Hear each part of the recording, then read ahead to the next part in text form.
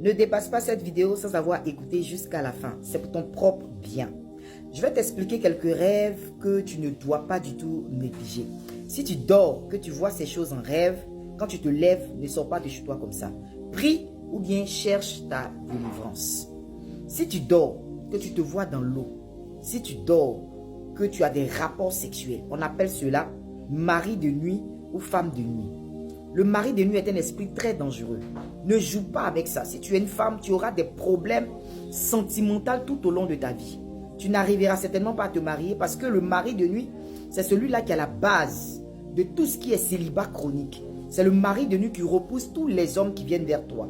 Le mari de nuit est un esprit puissant et jaloux. Il est surtout très jaloux. Alors si tu as des rapports sexuels pendant la nuit, ce n'est pas normal.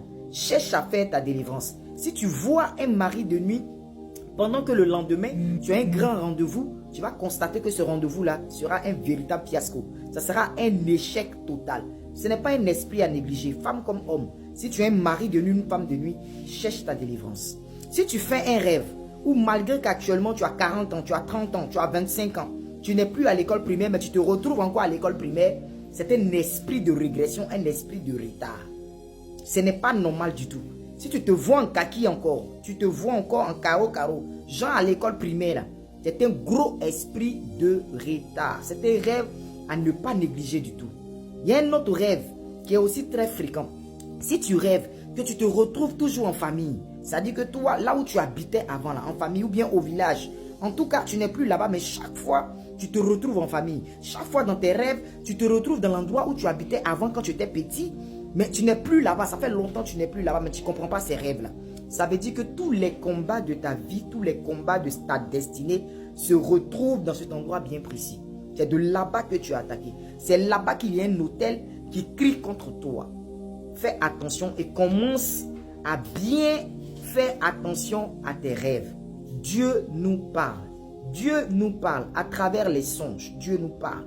À travers les visions, Dieu nous parle. Dieu nous montre des choses. C'est parce que nous ne faisons pas attention.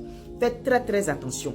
Et je termine par toutes ces personnes qui mangent en rêve. Manger en rêve à un anniversaire. Manger en rêve même à une grande fête. Même manger en rêve comme ça. Quelqu'un prépare et puis vous êtes en train de manger. Ce n'est pas un bon signe. C'est un signe d'envoûtement. C'est un signe d'envoûtement. Pour certaines personnes même, c'est le début d'une initiation à la sorcellerie quand il s'agit de viande. Manger en rêve n'est pas une bonne chose. Cherche ta délivrance et que l'Éternel te préserve de tous les mauvais rêves.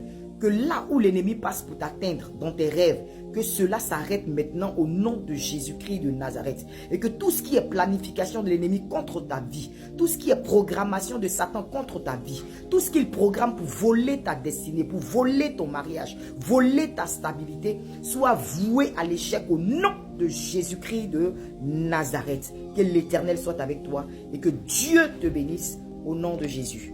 Amen.